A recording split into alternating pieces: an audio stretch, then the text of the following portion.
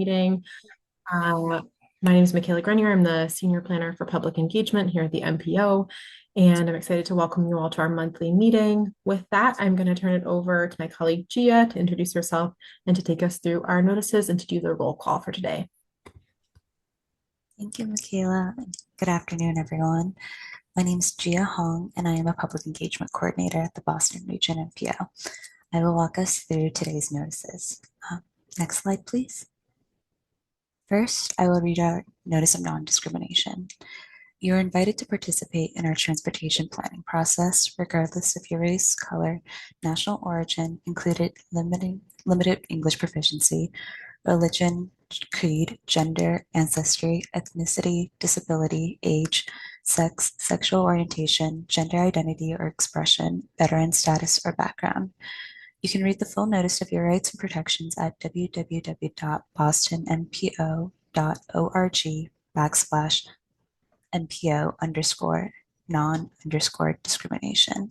Next slide, please. Our accessibility statement is, this meeting is accessible to people with disabilities. Zoom products are compliant with exceptions with the following standards: Web Content Accessibility Guidelines 2.1, Level AA standards, and revised Section 508 standards. If you require any additional accommodations in order to participate fully in this meeting, or if you have any technical difficulties, please contact me, Gia Hong, MPO staff at jhuang@ctps.org or at 857-702-3654, or you can use the chat box. Next slide, please. I'll read through our guidelines. All participants will join the meeting with muted microphones. Please rename yourself to include your first name, last name, and affiliation. Participants may mute and unmute themselves. Always remain muted unless actively speaking. And to participate in the discussion, please select the raise hand function. You can find this by clicking either on the participants button at the bottom of the screen, and a window will pop up with the raise hand button at the bottom, or using the reactions button in the toolbar. The chair will then call on participants. Please raise your hand via Zoom if you would like to use an AI note taker during this meeting. And if you're on the phone, you can use the *9 button to raise your hand. Next slide, please. Okay. With that, I will walk us through our introductions and roll call. First, we have 495 Metro West Partnership. Good afternoon, everyone. Jason Palich here for the 495 Metro West Partnership. Thank you. A Better City. Good afternoon, everyone. It's Scott Mullen here from 14 Beacon, and Amir Wilson is also dialing in from A Better City. Thank you. Abundant Housing. Hi, this is Jesse Canson-Benov, Abundant Housing, Massachusetts. Good afternoon. Bike to the Sea.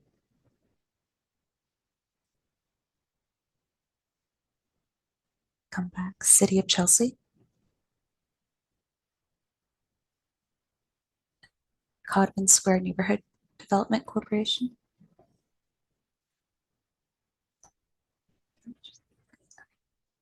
Conservation Law Foundation.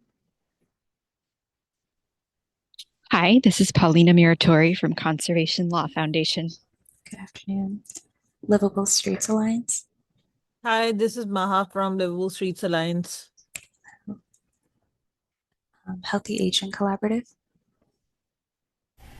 Hey, good afternoon. This is James Fuccione, Massachusetts Healthy Aging Collaborative. Thank you. Mass Bike. Hi, this is Alexis from Mass Bike.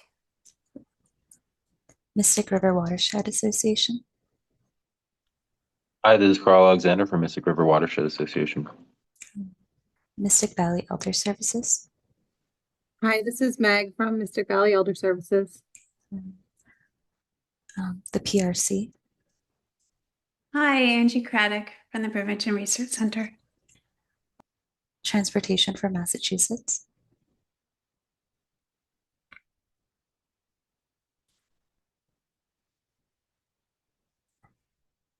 Town Green. This is Maureen Aylward from Town Green. Town of Natick.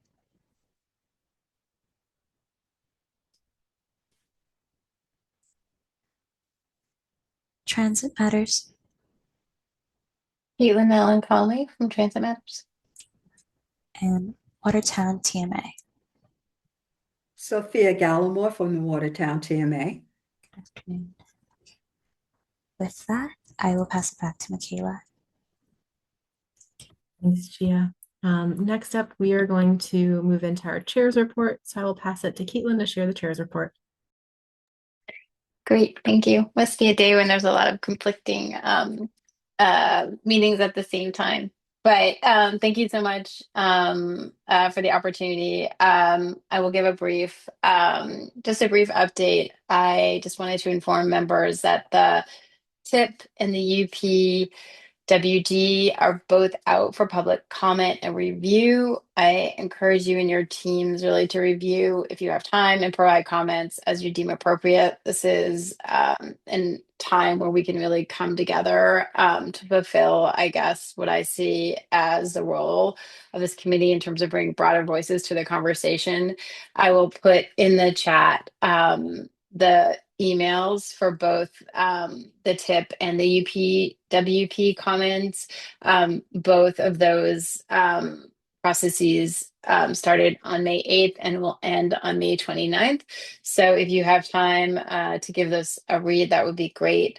I also, just in Carl and I attending the myriad of MPO meetings, wanted to let you know that in the last meeting at the MPO board meeting, there's another presentation on public engagement, and this team is asking members to provide potential opportunities for public engagement. So if you know of any community events that are taking place in your neighborhood or within the constraints of your own organization, maybe a great place for this team to come and engage. So again, here I really see that as a possibility and a way for us to have a broader voice and to bring our voices into the conversation.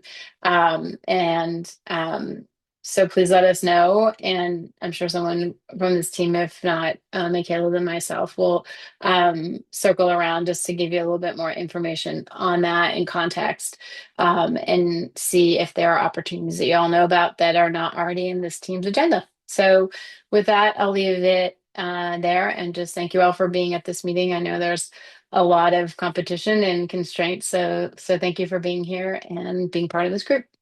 Thanks. Thanks, Caitlin. All right, at this point in the meeting, we want to move on to public comments and open it up. If there are any members of the public who would like to make a comment, if there are members of the public who would like to make a comment, please use the raise hand function to do so, and we will call on you.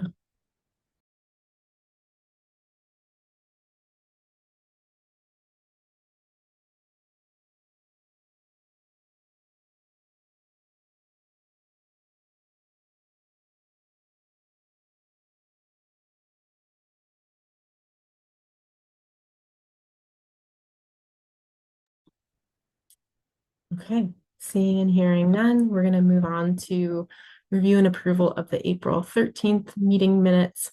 And so with this, I'm going to pass it to Gia to take us through the roll in just a minute. But before I do that, can I have a motion from someone to approve the April minutes? I'll move. So moved. I think I heard Jesse first, so thank you, Jesse. Can I have a second? Second. Thank you. All right, so with that, I'll pass it over to you, Gia, to take us through the roll. Yeah. Starting off with 495 Metro West Partnership. Aye. A Better City. Yes. Abundant Housing. Aye. Bike to the Sea. City of Chelsea. Codman Square Neighborhood Development Corporation. Conservation Law Foundation. Yes. Livable Streets Alliance. Yes. Massachusetts Healthy Aging Collaborative. Yes. Mass Bike. Yes. Mystic River Watershed Association. Yes. Mystic Valley Elder Services. Yes. The PRC. Yes, thanks. Transportation for Massachusetts. Town Green, Aye. Town of Natick, Transit Matters, Caitlin Colley, yes. Watertown TMA. Yes. And that, I'll pass it back to you, Michaela. Gia. All right, so at this point in the meeting, we're going to move into our member information sharing.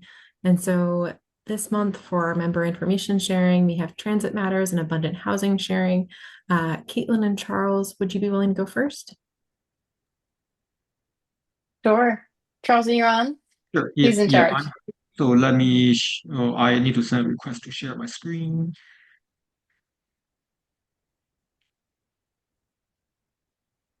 Okay.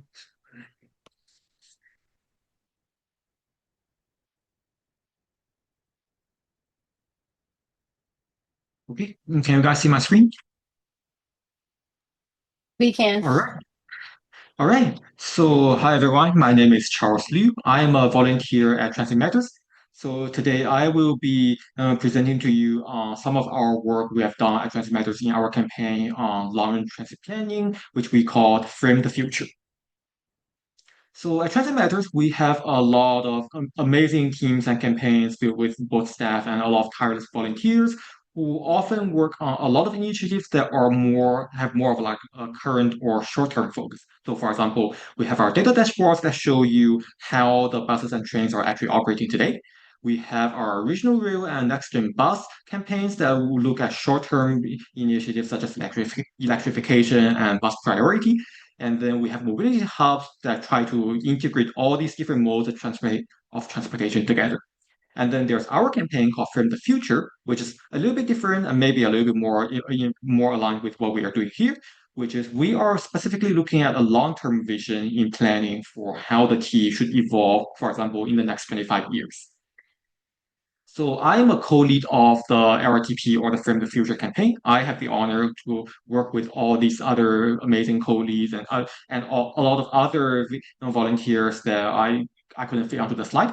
I want to give a special shout out to Caitlin here. So she is the Transit Matters Executive Director, and she has been very supportive with our work and our campaign. And of course, Caitlin and Will are also the representatives for the Community Advisory Council that we're here for today.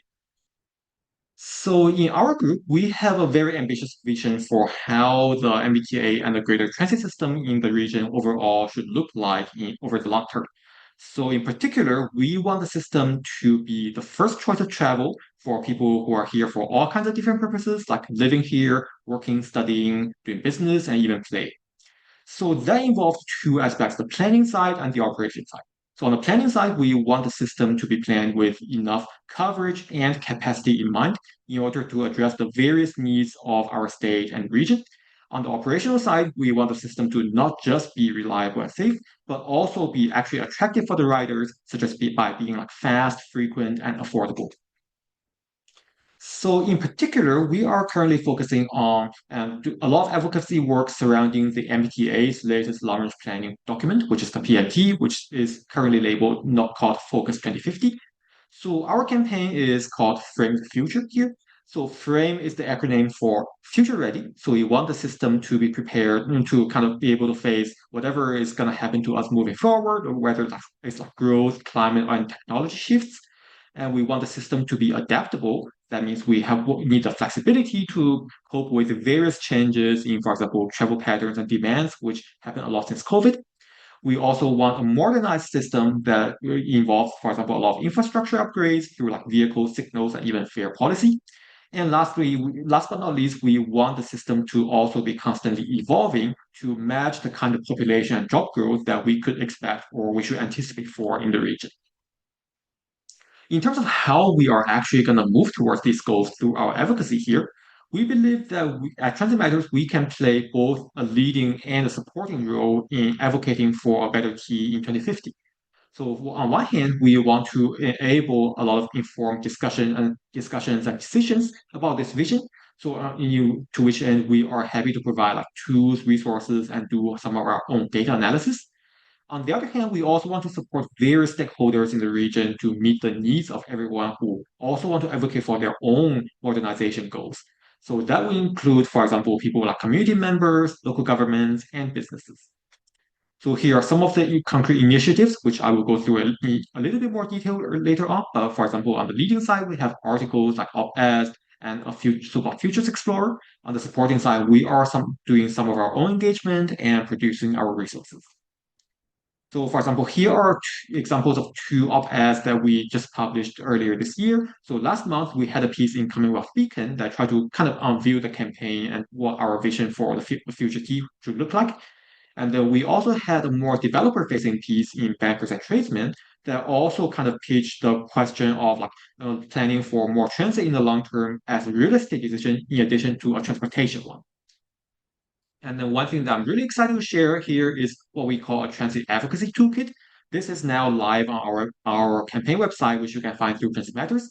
It has a couple sections. It just it'd be really like this is really like an educational piece that tells the audience, for example, what the PMT, the long range planning document, really is, why you should care, and then key factors for what makes the transit system great, and then if you are interested, how you can stay involved. So we really want people to be able to use this to enable themselves for their own advocacy by, for example, getting familiarized with a lot of these a lot of these like key terms and things that in the transit sphere that people may not be so familiar with.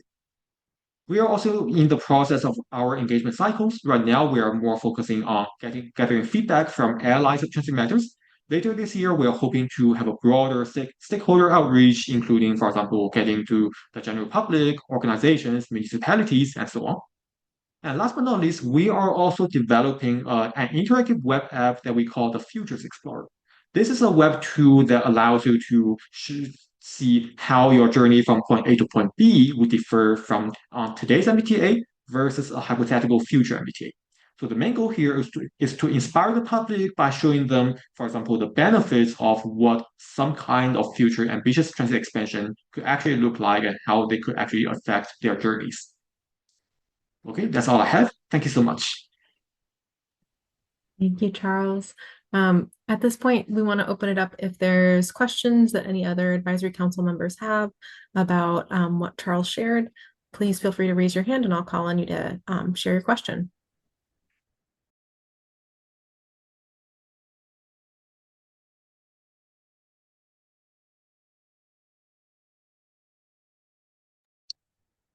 Michaela, I just wanted to note that I put the link to the toolkit in the chat if anyone's interested. And if anyone's interested in meeting with the LRTP group, if we haven't reached out to your organization and you'd like to be part of this sort of initial feedback process, please definitely reach out and we can definitely make that happen. We are still in the process of doing that. I see James asked a question about engaging older adults as part of this process. That's a really great point. And if we're not, we definitely should be. So thank you.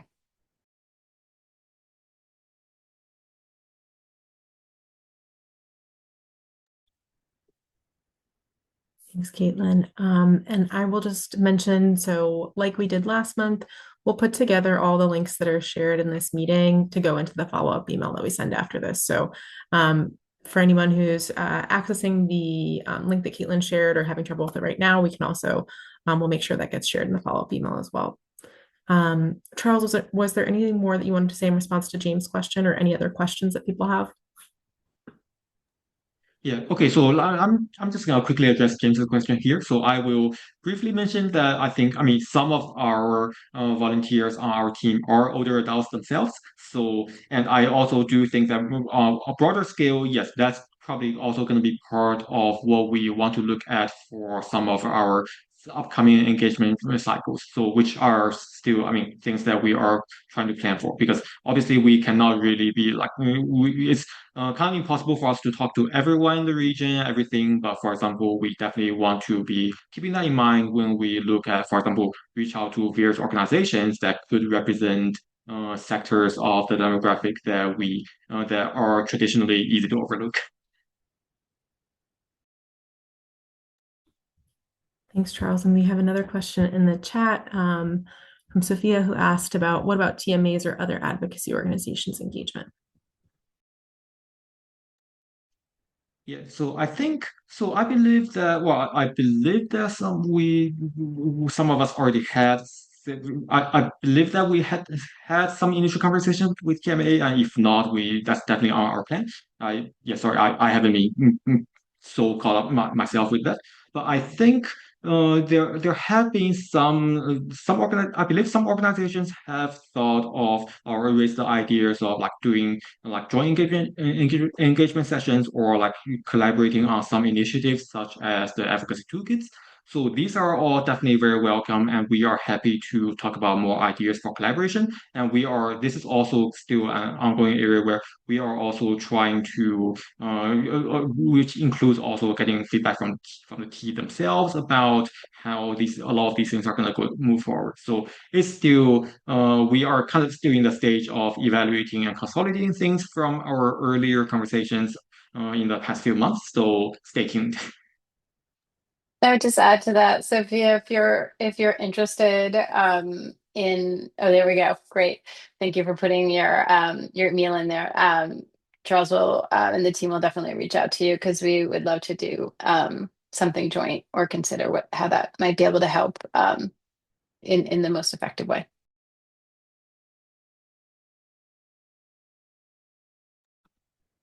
Great. All right. Thank you, Charles and Caitlin. Really appreciate you all sharing about your work. And with that, we're going to transition into our second presentation from Abundant Housing. Jesse, are you willing to present now? Yep, that's great. Okay. Thank Yeah, definitely. My name is Jesse Canson-Benenov. I'm the executive director at Abundant Housing, Massachusetts. I think among this group, we're one of the members of the council that doesn't necessarily have an explicit transportation focus. We are a housing policy focused organization, but quite a few things that we do touches on transportation broadly and the link between housing and transportation, which is inextricable. Who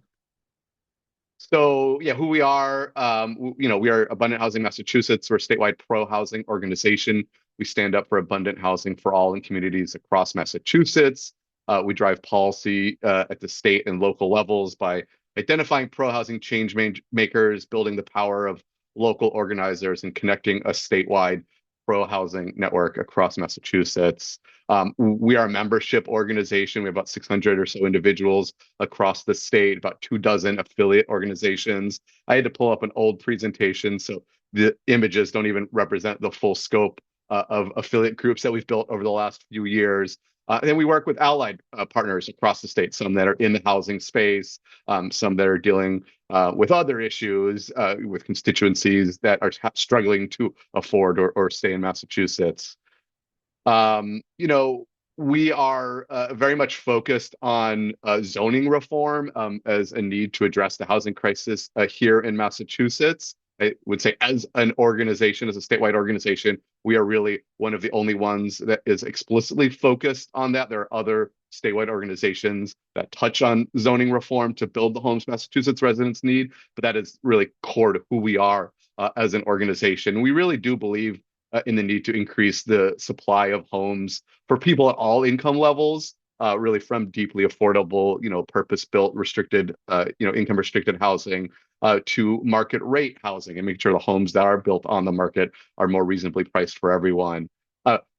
We have, as folks probably know, just by living your lives in the state, we have an extreme housing affordability crisis. We have severely underbuilt the number of homes that we need in Massachusetts for decades now. I like to talk about sometimes in the 30 years prior to 1990, we built almost 1 million new homes across the Commonwealth of Massachusetts. And then, although the data is a little bit dated at this point, in about the 30 so years since 1990, we really built half as many homes, about 450 or 500,000 in that period of time compared to the previous 30 years. And if you think about what's happened in Massachusetts since 1990, we have seen fairly steady population growth. It is starting to stabilize or even reduce in recent years, but during those 30 years, population has grown. The number of jobs that we've added, the growth in our economy has boomed, particularly with growth in the life sciences, biotech, and then sort of just the anchor industries that remain here, finance, academia, hospitals, et cetera. That's gotten us to the point where we have this extreme shortage of all types of homes for people at all income levels, really in every single region of Massachusetts. To keep up with that demand, we need to build, and this is a statistic that the Healy administration put together through a state housing plan that they convened a couple years ago. It's expected that we need to build about 222,000 homes by 2030 just to keep up with demand, let alone to actually exceed the demand and have more demand, more supply of homes than we have demand. So we're not there. And as folks have seen by living their lives again in the state, prices continue to climb, reaching all-time highs.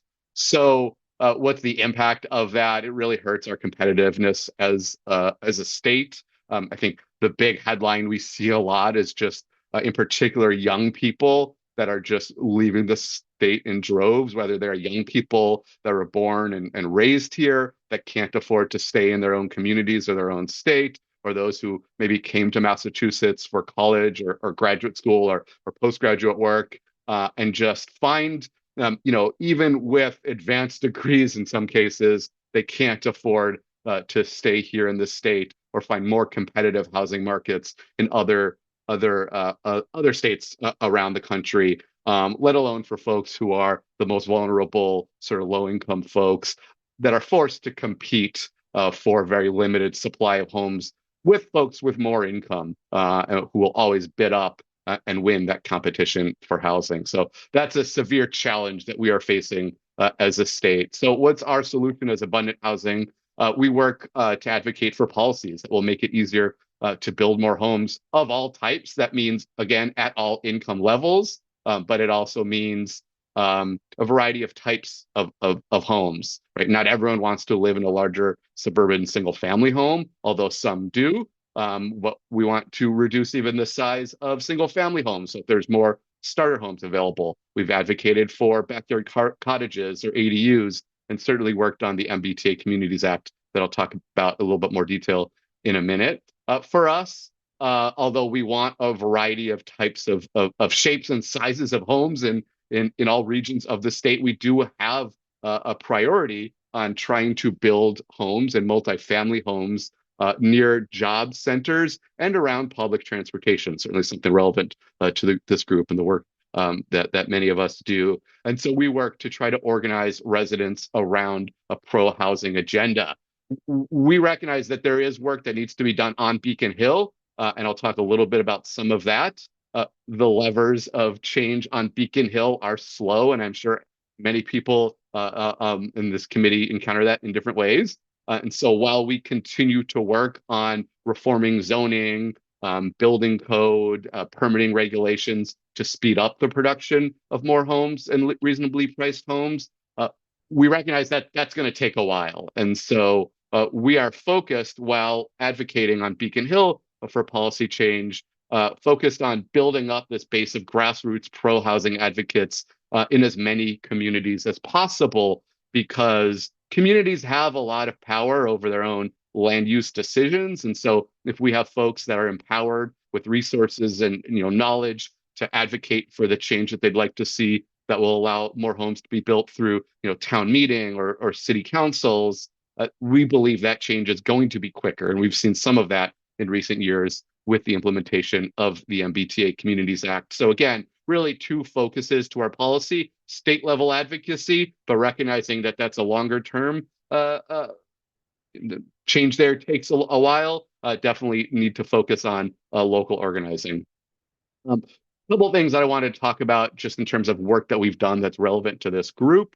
I'm sure that everyone on this call has at least heard the term MBTA communities, given how much focus there has been on it in the media. But in 2021, the legislature passed and Governor Baker signed actually a larger economic development bond bill, which included changes to Section 3A of Chapter 40A of Mass General Law, which is the State Zoning Act, that we colloquially refer to the Section 3A as the MBTA Communities Act, which requires the 177 cities and towns in the statutorily defined MBTA region or statutorily defined MBTA communities are required to adopt a zoning district of reasonable size where multifamily housing of at least 15 units per acre is allowed by right within a half mile of public transportation or other eligible areas. So this is a recognition that we have a fairly expansive public transportation system, not to say it doesn't have its challenges. And we're grateful for the work that Transit Matters and others on this call have been doing to improve that system in years. But it is a large system. Folks have access to job centers through commuter rail and other types of public transit that we have. And so this was really, I would say, one of the most sort of monumental zoning reform laws that the legislature has adopted in decades, probably since the Chapter 40B state affordable housing law was passed in 1969. And, it, again, on the surface of it, requires zoning for apartments to be built near and around public transit. It's been a multi-year process to implement this law that has taken work not just of Abundant Housing Massachusetts, but the current and the previous gubernatorial administration and their housing departments, quasi-public agencies like Mass Housing Partnership, other nonprofits like Citizens Housing and Planning Associations. Many of us across the housing world have been working in collaboration to help communities adopt a compliant zoning district under the MBTA Communities Act. It's very complex. It's been many years of work. So I'm really scratching the surface on it. Happy to answer more in the questions. Our focus on it, though, has been, the state and some of the quasi-publics have been helping, like municipal officials, town planners, write the zoning that complies with the state law, or help them engage with, community processes to ultimately get these zoning districts with the goal of getting them passed through town meeting or city councils. Our focus at Abundant Housing has really been on the grassroots side of this. No matter how well-intentioned, your Jane Doe town planner may be about complying with the MBTA Communities Act, the threshold sometimes of getting a bylaw passed through town meeting, particularly in an open town meeting community where maybe you have 500 or 600 or 800 people that essentially create the legislative body of that town. But really in any type of local legislative context in Massachusetts, unless you have folks showing up and doing the advocacy, residents of that town who are prepared to speak to why this is important, the goals that, complying with this law will reach for your community, and actually doing the legwork, even going into those public conversations to build public support and ultimately get the votes you need to pass it, it may not happen. So our focus over the last 3.5 years has been helping advocates, again, pro-housing advocates in about 24 communities across the region, have been worked with my organizers to essentially launch campaigns to get these bylaws passed through town meeting. There's 177 BTA communities. The level of support that we were providing was quite detailed and intensive in some places. We did not have the capacity, unfortunately, to be in all 177. Like I said, we worked in about 24 communities in various ways to help get compliant zoning districts passed.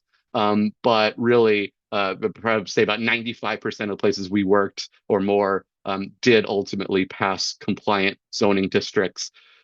There are challenges with this law. There are ways that we would like to see it have been, we would have liked to have seen it be different or implemented it differently. Of course, there's ongoing legislation. The Attorney General is currently suing 9 towns that are not in compliance with the law or haven't met their deadlines to comply. The MBTA Communities Act in and of itself won't solve our state's housing crisis, right? We see about 8,000 homes that are being built in zoning districts passed under this law. But again, we need to be building at least 220,000 homes in the next 10 years. So there's a lot more to do, but this was a real important law, and we were proud to have played a part in that. sort of want to move to just one other relevant policy area that we work on at Abundant Housing Massachusetts, and that's parking reform. Certainly throughout our region, throughout Greater Boston, and really throughout the state, we have most communities in zoning have parking requirements for new developments that are actually quite arbitrary, don't necessarily fit people's needs or choices about when they make choices about whether to own a car or how many cars to own, particularly when they're living in new developments. And these arbitrary parking requirements add cost to building the new homes that we desperately need, right? Depending on whether you're building a surface level parking lot, a structured parking lot, or underground, like in the urban core, it can cost 10 to 75 or over $100,000 per parking space, and that gets added to the cost of new developments. It also increases the amount of paved or impermeable surfaces throughout our region. And when you make it really easy and low cost to own a car, that means more fossil fuel vehicles when we're trying to reduce emissions from transportation in the state. So we are focused at Abundant Housing and trying to right size the parking requirements for new development throughout our region. We're doing that through two paths. One is on the state level. We have a bill that is, has some support in the Senate and a little bit less clear where it stands in the House, in the State House of Representatives. But this bill, an act to promote yes in my backyard. It's a broad sort of zoning reform and housing production bill. We are trying to reduce the allowance for excessive parking requirements throughout the state. Currently, in the Senate bill, with some support from the Senate Housing Committee and Senate leadership, it would say for new developments throughout Massachusetts, communities can't require more than one parking space within half mile of public transit and no more than one off-street parking space beyond half mile from transit. So that's on the state level. We'll see where that goes. We're also working right now in the city of Boston. There's a zoning proposal that City Councilor Sharon Durkin has proposed that would eliminate these costly parking mandates for new development that's not governed by the city's Article 80 permitting system. Again, we think there's strong benefits for doing this, particularly on the cost, stabilizing the cost or reducing the cost of building desperately needed homes in the city of Boston. And what I just put this image here shows there's actually strong levels of support for increasing parking flexibility in new development. This is actually focused, as you can see, from voters in the city, but we've seen similar levels of support when we've polled across the state. So just another area of policy that we're working on that I think is relevant to the work of this committee and all the organizations here. So just how you can get in touch with us if you're not already in touch, and I will leave it there. Thanks, Jesse.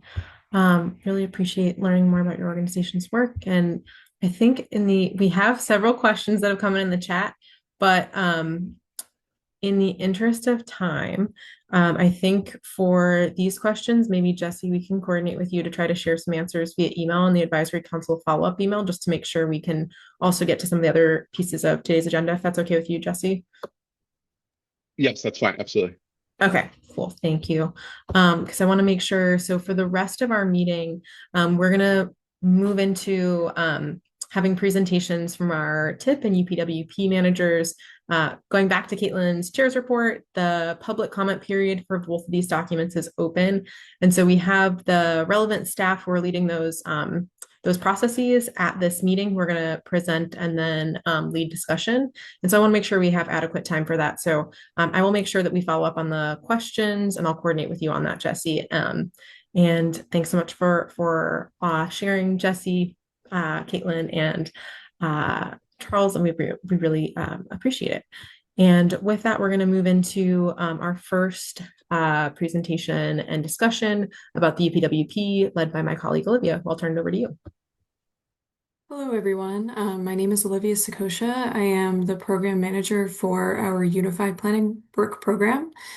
And today I'll be providing a really brief and high-level overview of the 2027 draft Unified Planning Work Program, which we also refer to just as our annual work plan for simplicity's sake. And after my brief presentation, we'll move on to a discussion, which we have some questions prepared for. So if we could go to the next slide, please. Just as kind of an introduction and some background, all MPOs are required to produce UPWPs, and that's because they need to be approved in order for us to expend the federal planning funds that we receive. And these federal planning funds support almost all of the activities that we do as MPO staff. Overall, UPWPs establish the planning priorities and activities for the upcoming year, and they also show how these agency activities are one way that we work to achieve the long-range goals that we've set for the region. So in the 2027 work plan, you'll find descriptions of the planning work that staff will undertake next year, the deliverables we anticipate to produce, who will perform the work, the timeframes for completing that work, and the budgets associated with those activities. Next slide, please. So like I just mentioned, we receive federal planning funds, or PL funds for short, in order to conduct the work we do at the MPO. And for the 2027 federal fiscal year, we will receive $7.85 million in PL funds. And this pie chart that we're looking at now shows the breakdown of that budget. And there are just a few sections that I wanted to highlight briefly. Next slide, please. So I've just circled on here the discrete studies slice of this pie chart, and I wanted to talk about this first because, as you may recall, back in February, we discussed 5 discrete study proposals with this group for potential inclusion in our 2027 work plan. Discrete studies give the MPO an opportunity to study topics that are relevant and timely, but are topics that are not already studied or kind of embedded in one of our other ongoing program initiatives. And discrete studies are also designed to be completed in one federal fiscal year, which is why we reserve a portion of our annual budget each year for new discrete studies. Shortly after the Advisory Council met in February, the UPWP committee met and voted to recommend 3 of those 5 studies be included in our next work plan. And those studies are roadway pricing, technical evaluation, iterative scenario analysis, impact of parking supply on property values, and opportunities for the Boston Region MPO to support transit-oriented development. As you can see from this chart, of course, discrete studies represent quite a small percentage of our annual budget each year. So something that we have been doing at the MPO and something that we would like to continue doing is engaging our stakeholders more with the work categorized under MPO support and 3C planning. And if we go to the next slide, I just circled that on the chart here, but of course it's the largest slice of our budget. And this section includes all of the MPO's ongoing program work. And we categorize our programs into 2 different categories, the first being our core MPO activities, and the second being programs that support the 3C planning process. And I wanted to break down this large category a little bit more for you. So if we go to the next slide, I've listed out here our core MPO activities. So these include activities to complete our 3 main certification documents. So our long-range transportation plan, our transportation improvement program, and this one, the Unified Planning Work Program. And this also includes the work we do with public engagement, performance-based planning and programming, community transportation access, and congestion management. And the activities that we do within these programs are largely driven by federal requirements, things that we must do to remain certified as an MPO. However, if we go to the next slide, we have the programs listed here that are considered supporting the 3C planning process. And these programs have a little bit more flexibility for what we choose to focus on, since they aren't considered necessarily core MPO activities, but more so activities that support our planning process. And so these programs include our transportation impact mitigation, freight planning, regional model enhancement, data program, active transportation planning, and multimodal mobility infrastructure programs. You might have also remembered that back in January, we discussed our freight planning and active transportation planning programs. We had our program managers come to this group and highlight a few specific projects that we will be working on. And overall, like I mentioned a little bit earlier, we'd like to provide more and different opportunities for you all to engage in our work planning process, and we would like this to be kind of just a continual conversation that happens throughout the year. So these conversations can inform how we plan our programs and our work here at the MPO. And so we have a few questions for you today to understand what types of meetings or discussions we can have about our work with you all in the future. Thank you. The first question I have, which I'll just kind of ask out loud, and we'll also throw it in the chat for you to read. But it's the first question we have is, how could we make it easier for your organizations or other community-based organizations to engage in our work planning process? So what additional information do you need, or other types of engagement opportunities would be helpful for you to feel like equipped with the information you need to engage with how we do work planning at the MPO? So if you have any thoughts on this, please feel free to raise your hand, and we can just have an open discussion about this one for a few minutes.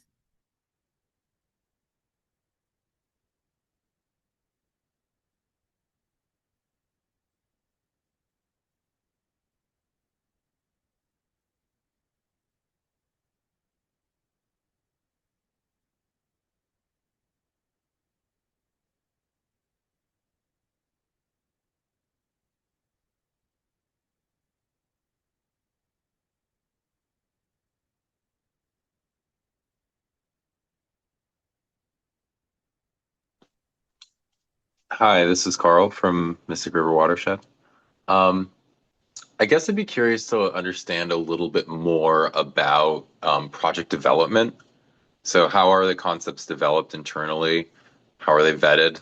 Are they from public engagement processes? Are submissions received by the staff from external organizations? Obviously, some are follow-up to previous studies. Are they requested by other agencies? So I guess more information, the world of projects development, but on the UPWP side of things, would be, I think, helpful to understand the full breadth of things, rather than here's the final 5 that we're considering for this coming cycle. Yeah, thanks for that comment, Carl. So just generally more transparency for how we decide which projects to engage in. And I know you mentioned the 5 discrete studies, but we also do studies that are kind of sort of similar to discrete studies within our ongoing program work. So I could see that comment being something applicable to the breadth of the work we do at the MPO. So thank you for that. We noted it down. Great, thank you. And I think I might have seen Angie's hand come up. I don't know if you wanted to say something as well. Yes, thank you. I was just putting it in the chat. I first off wanted to thank you for the questions, because I think this is why we're all here. So I was wondering if you could describe, similar to Carl's comment, I was wondering if you could describe a few of the ways or points at which you are welcoming input or would welcome input, because I think there are many different programs and projects that you have, and there may be some differences based on where you're at with either that research project or with that plan. Yeah, thanks, Angie. That's also a great point. We have a lot of different timeframes and opportunities for public review for a lot of the work we do. So I'm hearing a little more clear or just a little bit more information about when those inputs are going to be welcomed for our different programs or projects or studies, etc. Yes, I think when and also what type of input. I feel like there's probably both of those things, perhaps, I think, as well. Thank you.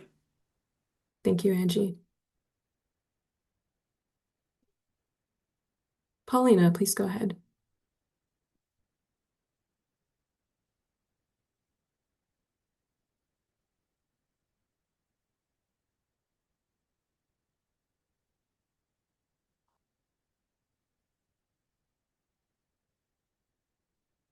I don't know, Paulina, if you're having trouble unmuting or anything, but if that's the case, you're also welcome to. Oh, I see you unmuted. Go ahead. Oops, sorry. Can you That's hear me okay. now?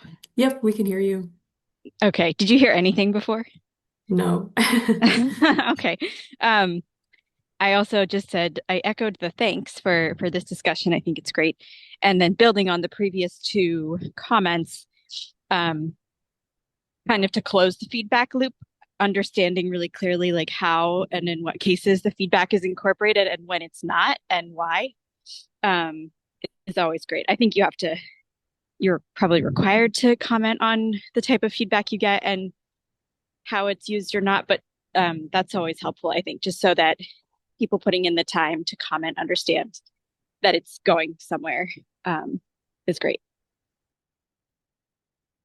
Thanks for bringing that up, Pauline. Yeah, so yeah, also more information about after we receive input, how is it used, and more information, kind of maybe demystifying the whole process of gathering input and how it's being used at the MPO is kind of generally what I'm hearing. So thank you all for those notes. We are noting all of this. This is great information.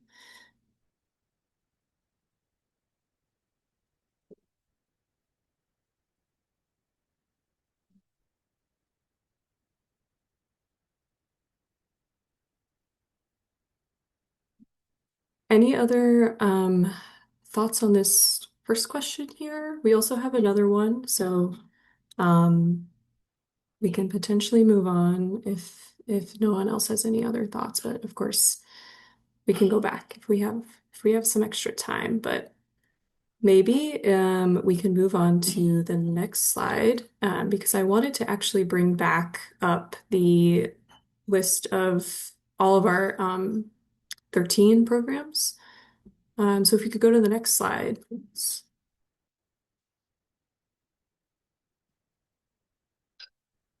Awesome. Thank you. So these are the 13, what we consider our 13 ongoing programs. And our next question is, which of these programs listed here on the screen are most relevant to the people or communities that you represent? And so what we'll do is in a moment, we'll have a poll that comes up on the screen so you can provide your input that way. But we also encourage you to, if you wanted to elaborate a little bit more with the full group or ask any other questions, we can kind of also have a discussion, just an open discussion about this as well. And also, I just wanted to note, because it might not be so clear, a few of these programs, like what they actually, what our work is. I don't know if the names totally maybe are that intuitive. So under the core MPO functions, our Community Transportation Access Program, that program focuses on assessing how our investments, our transportation investments in the MPO region affects all residents, economic well-being and quality of life, things like that. It also deals with our Title VI and civil rights regulations, and it also we also do work or activities in this program to ensure like all people can meaningfully engage with the planning process. So that's kind of what the Community Transportation Access Program focuses on. And then I also wanted to just explain the Transportation Impact Mitigation Program, the first one under the MPO Supporting 3C Process category. That program focuses on assessing our transportation system and the risks that natural hazards may propose to our system. So just to maybe provide a little more information, if you have any other questions about what these programs focus on, we're also happy to answer that as well. But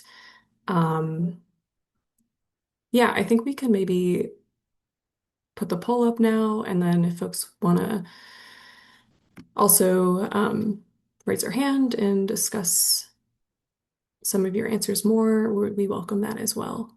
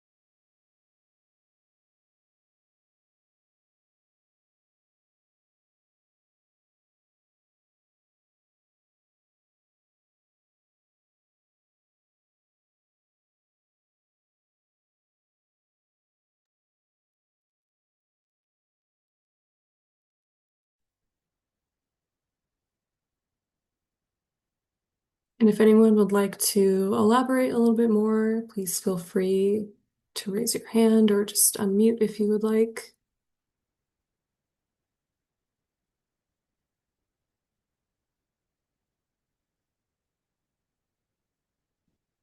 James, please go ahead. Hi, I'm just not sure what a couple of these are. Yeah, please. So I know that yeah. I filled out the poll. I know we're engaged in the impact on the community partners that we work with. There's a few bullet points, but like performance-based planning and programming, and let's see, impact mitigation. I know that there's just a couple I'm not sure about. So performance-based planning and programming is one. Mm-hmm. Unified planning work program is another. I know I've heard the term fly around and seen it, but yeah. If you could just translate, that would be great. Thank you. Yeah, absolutely. So I guess I could start with the Unified Planning Work Program. That is technically what this is considered. It is our work plan for the next year. So it includes all of our program work. And so I guess you could consider when we do engagement for the UPWP, that's considered engagement for our work planning process as a whole. Okay. Because that's what I thought, but I was like, I'm not Yes. sure, so I have to ask. But what about the performance-based one? Yeah. Thanks for clarifying that. And so performance-based planning and programming, that's one that the activities are largely driven by federal requirements that we must do. And that program takes a look at how kind of like, sorry, I'm just gathering my thoughts here for a minute, kind of monitoring and reviewing the outcomes, I guess, of our MPO investments to determine success, I guess, of the goals that we aim to achieve for the region. So yeah, Annette or David, if you wanted to elaborate, sorry, that was maybe not super articulate. That's largely correct, yeah, and also at a high level. So for performance-based planning and programming, it is a federal requirement. There are 3 or more measures that are on an annual basis, required to be reported out in spring of the calendar year. So those include items related to personnel, pedestrian, roadway safety, transit safety, and transit asset management. And then there are other areas that look at, I think, vehicle, miles travel, things like that, as well as. So those are the federally required portions. And then there could be optionally more.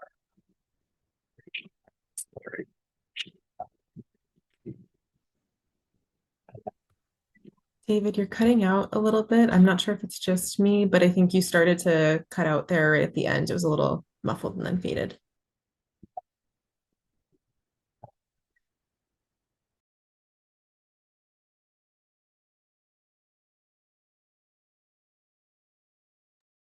Does that answer your question, James? Sorry. Or do you want us to elaborate a little more? I don't know, Annette, if you wanted to add anything, or does that seems okay?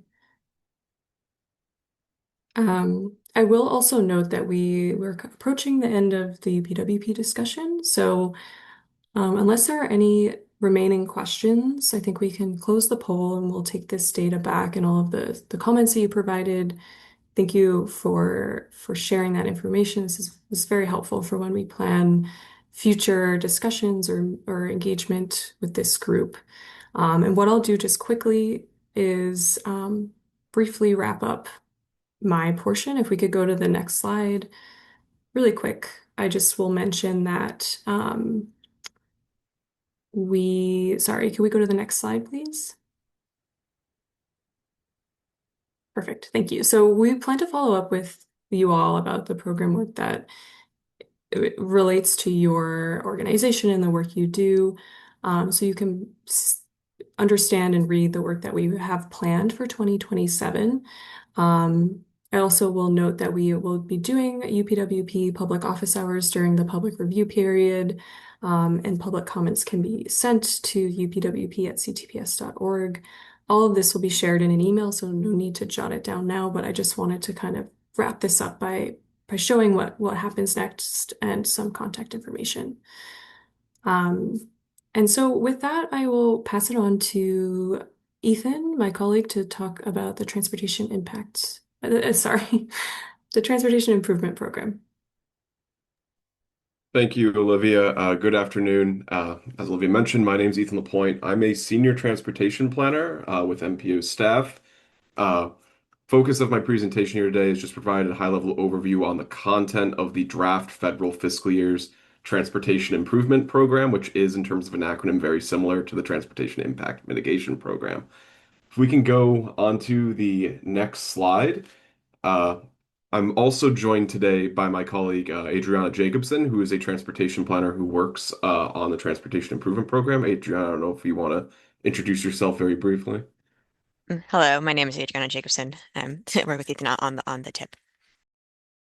All right, thank you. And both Adriana and I work on developing the agency's functionally capital plan each year that covers each of the federally funded surface transportation projects that fall within the Boston region.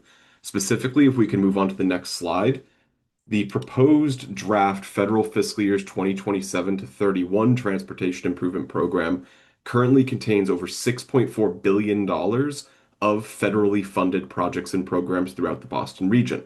This is split. Approximately half of this represents projects contained within transit authorities, including the Massachusetts Bay Transportation Authority, that all fall within the Boston region. So, for example, about $3.2 billion of projects are proposed under this 2027 to 31 tip for the MBTA.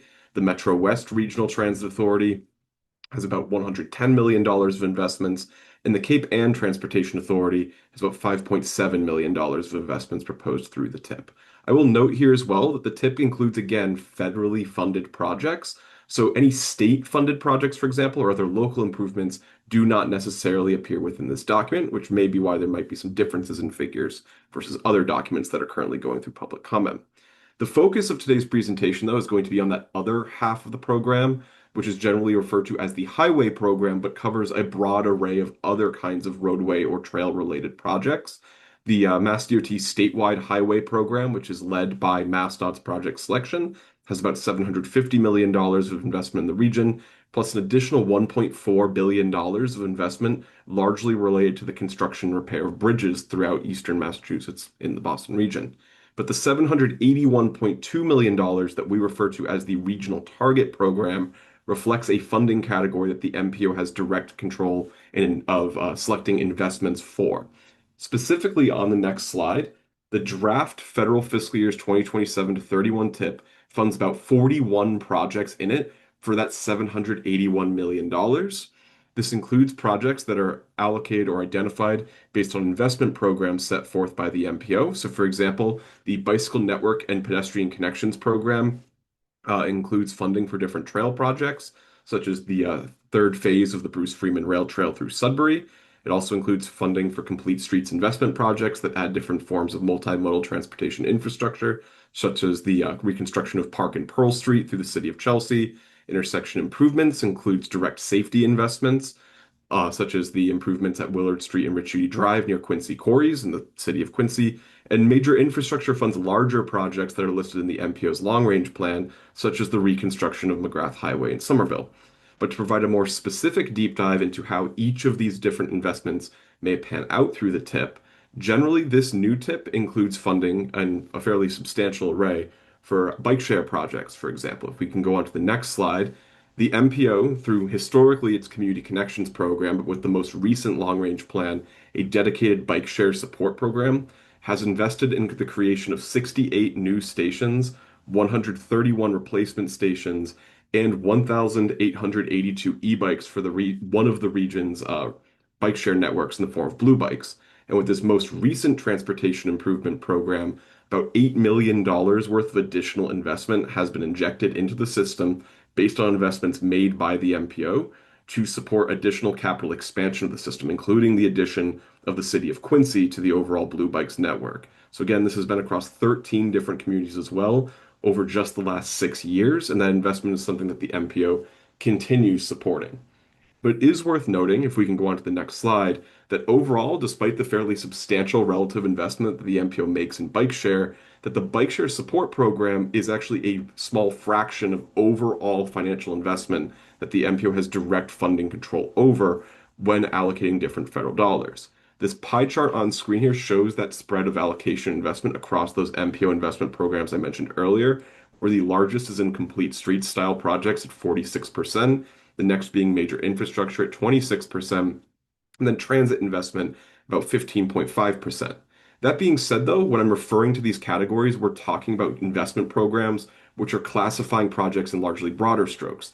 There's a lot of overlap between each of these different kinds of categories. So another way to look at this is from the primary objective that the projects that the MPO is funding are trying to support.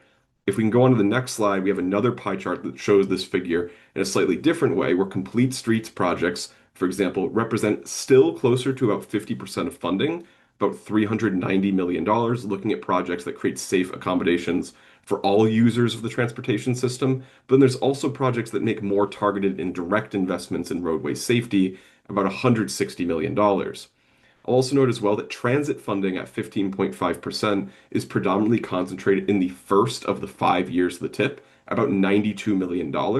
And the MPO does, in some cases, set aside funding for allocation through future years of the TIP when you have those kinds of investment programs where only year one is seeing it. That's why on screen here you might see a category of reserve funding for $71 million. That reserve funding is a combination of either unprogrammed balances to cover cost increases, but the majority of that is more funding the MPO has elected to set aside to support examples like our first and last mile connections program for community connections, our bike share support program, transit funding going forward, and also our project design funding that gives municipalities early stage financial resources for project development. If we can go on to the next slide, though, I will note and reiterate that the Transportation Improvement Program is a 5-year plan, but it is updated every year. And for these past few years of TIP development, there have been some ongoing challenges that continue to be worked towards with this most recent draft TIP. The main thing that staff sort of want to emphasize in the presentation here today is that the MPO has set forth a series of vision, goals, and objectives that are generally best realized through project delivery, which the TIP supports through the funding that it provides when making these investment decisions. But the realization of those benefits really does come from keeping projects moving forward towards construction. And with the most recent federal fiscal years 2027 to 31 TIP, there is more funding available in this TIP, 780 million versus the 750 from last year. But the overall number of projects has shrunk dramatically from 58 projects down to 41. And while we do not have enough time here today to get into all of the details about why this has been happening over the last few years, one example of this has been the long-term implications of project cost increases, where as evidenced by the chart on slides, some of our major capital projects have seen on average, or at a median, 129% cost increase. And again, related to these discussions about design challenges, this TIP also marked a new challenge in the sense that there were 5 projects removed from the TIP, which was fairly unprecedented, due to development issues in their project design, and there were no municipal proponent construction projects that were newly added to the TIP this year as well, which is also somewhat anomalous to prior years. So what I will mention, if we can go on to the next slide, is to remind that while we provide a very high-level summary and overview of the last years of work just for the Regional Target Program, the overall draft 2027-31 TIP covers all federal surface transportation investments within the Boston region at that tune of about $6.4 billion overall, while the majority of the focus is on that $780 million. So it's important to remember that in terms of stewardship of all this funding, the MPO plays a critical role in ensuring that investments align with overall regional needs and goals. I would be remiss if I did not mention, if we can go on to the next slide, that while I did just mention there's not a whole lot of time here today to really get drilling deep into the challenges that the TIP has faced over the last few years, the TIP office hours are something that Adriana and I offer and invite members of the Advisory Council and others to attend to learn more about some of the information that we provide here today. I've also listed our contact email of tip@ctps.org here as well, should you wish to reach out to us to have any other questions addressed, and different website resources. One of the new things we are launching with this year's draft 2731 TIP is an updated TIP project dashboard, which can be referenced to identify and review projects that are either funded through the TIP, proposed for funding through the TIP, or even additional information as well, such as other MassDOT-led efforts in the roadways section. With all of that, similar to the discussion that took place for the Unified Planning Work Program, we do have a few discussion questions that we wanted to also provide to help move forward with discussion here. These are generally looking again at that overall funding picture of this year's Transportation Improvement Program. We're looking to hear more from you about how this reflects the overall transportation investment picture that your organization or your municipalities would want to see the MPO prioritize through this funding. And we're also looking to see and socialize questions about what you might want to see the TIP do, either in the form of projects or strategies or policies in future development years. As again, this is an ongoing development process.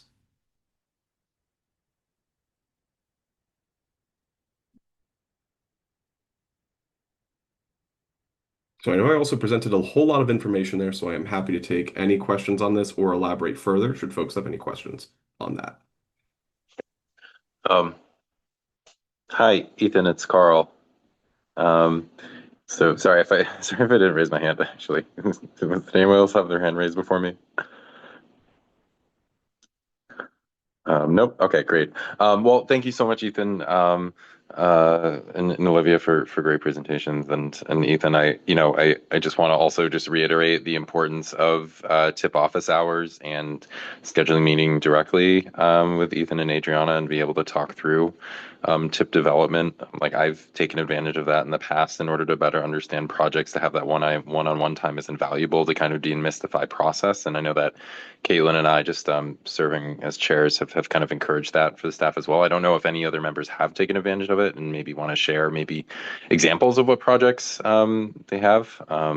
But just wanted to kind of call that out. And I think, Ethan, one important kind of distinction there, I think you had it on the slide here, was that no new highway projects were being considered by local municipalities for this coming year. And I think that even caught one of the municipal proponents by surprise at the last board meeting, it appeared. Or not the last board meeting, but last month. And so I'm wondering if, like how abnormal that is. And I'm wondering if you might be able to elaborate though on the kind of like what might be done in order to be able to help maybe consider more municipally,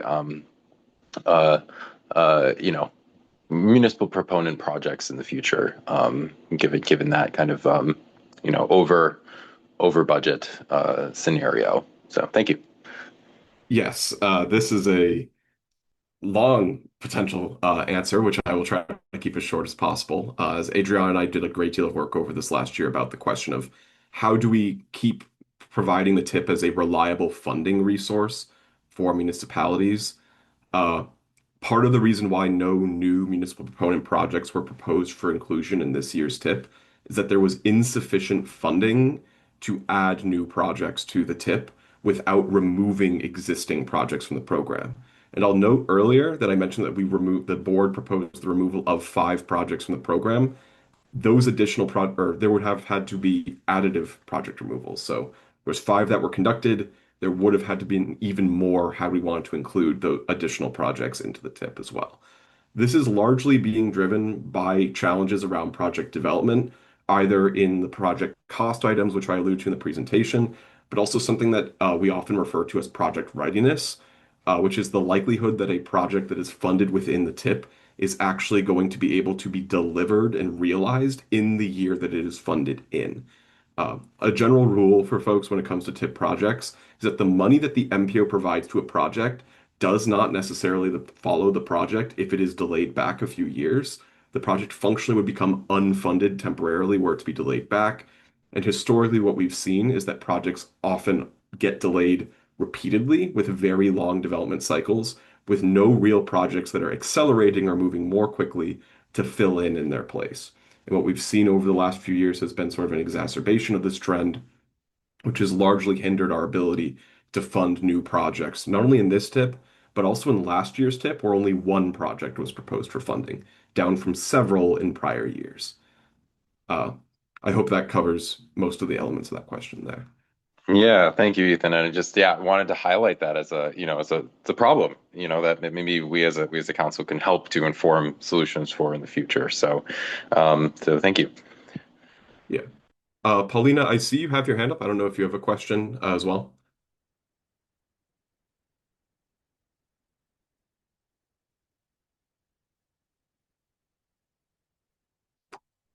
Hearing none, I do see that Angie had a question in the chat where Angie asked if we could say a bit more about why projects were being proposed for removal due to planning or development difficulties.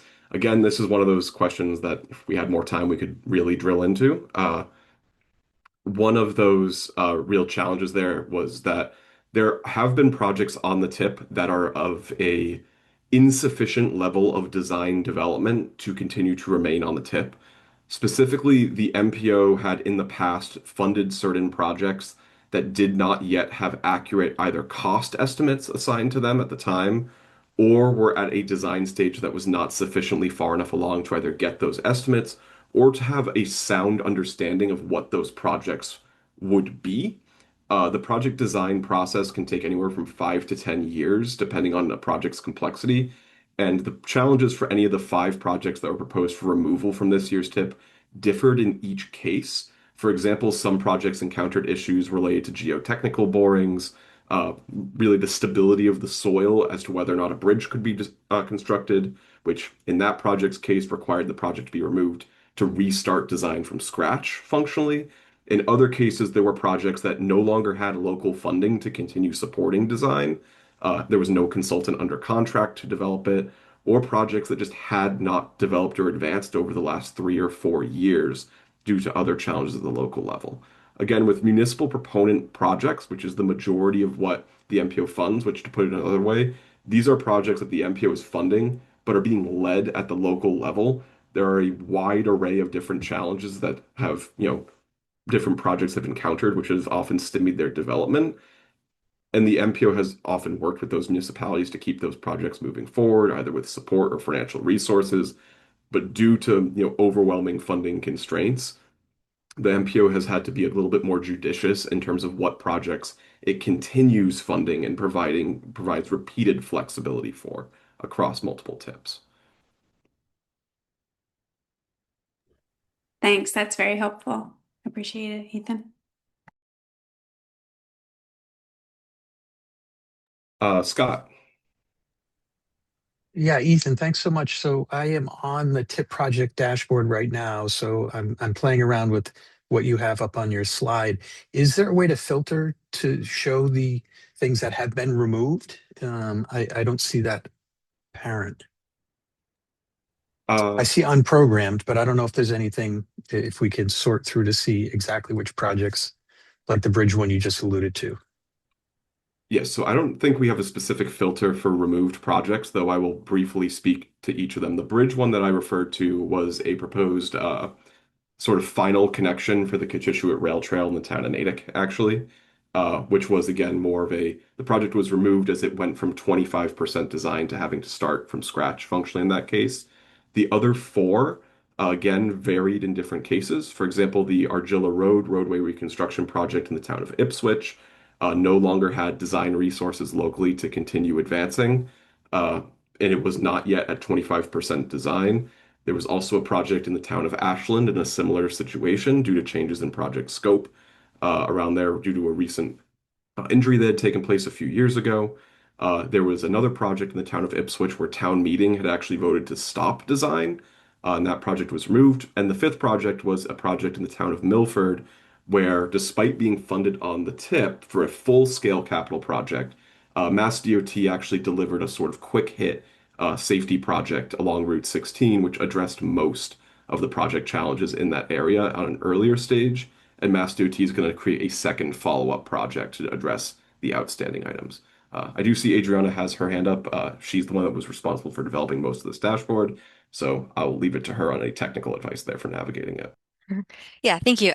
So the dashboard itself, it only shows programmed projects, so it's not going to show removed projects. But that is, the dashboard is very new, and like welcome those suggestions. And that sounds like an opportunity for something to add to the dashboard as projects that were removed during the previous TIP development cycle. But basically, yes, every project on shown in the regional target layer is programmed and has therefore not been removed.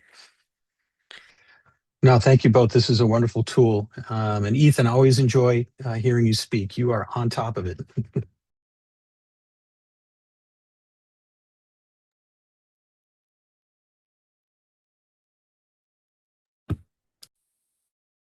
We have about 1 more minute left in this portion of our meeting. So if there's any one last question, we probably have time for one more, and then we'll move to our member items.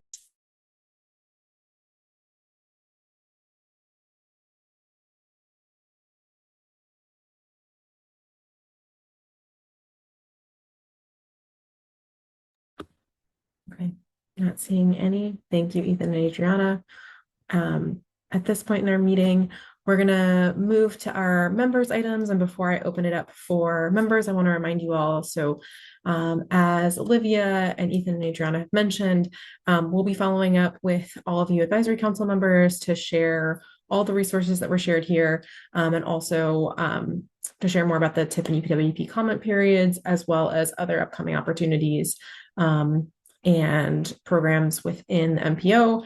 And one thing I want to quickly mention that'll be part of that update email, but I wanted to also flag for you all here is that the public engagement plan, which we had planned to put out for public comment in May, the comment period for that is now going to be in June. So we'll talk more about the public comment period at our next meeting. And we'll again share that in the follow-up email as well, but wanted to flag that for you all now, since we do still plan to involve you all in helping us get out the word about that public comment period. That one has been postponed to June. So with that, I will open up the floor for members items. If any of you have events or activities or programs that you want to share with the group, please raise your hand or feel free to type in the chat. And yeah, I see a hand from Carl. Great. Hi, everyone. If you enjoy doing 5Ks or paddling, Mystic River Watershed Association has our biggest fundraiser of the year 30th annual herring run and paddle, 5K and paddle race. I can get you a discounted registration. So I can drop a link in the chat here, or email me directly if you want that discounted code. There's also an online component, so if you can't get out this coming Sunday, you can go and go for a little jog in the greenways at your own pace. So thank you. Thanks, Carl. Anyone else? Yeah, if I could just share one thing in the chat. So we are on our second year of MassDOT funded guided ride series. You're going to start seeing some of our billboards out and about in the wild. And I will share our promotional video, the English version, in the chat here. We have a Spanish version on YouTube as well. GuidedRideSeries.com. This is to help people gain the knowledge and confidence to use a bicycle in transit to get around for short trips. So would love to see some folks on it. Thanks, Michaela.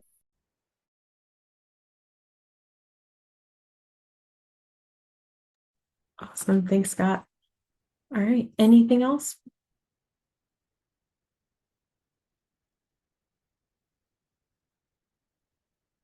All right. Then with that, can I get a motion to adjourn this meeting? So moved. Thank you, Jason. Second. Can I get a second? Thank you, Scott. All right. With that, that concludes our May Advisory Council meeting. Thank you all so much for your time. We really appreciate all of your time and contributions, and we'll see you next month.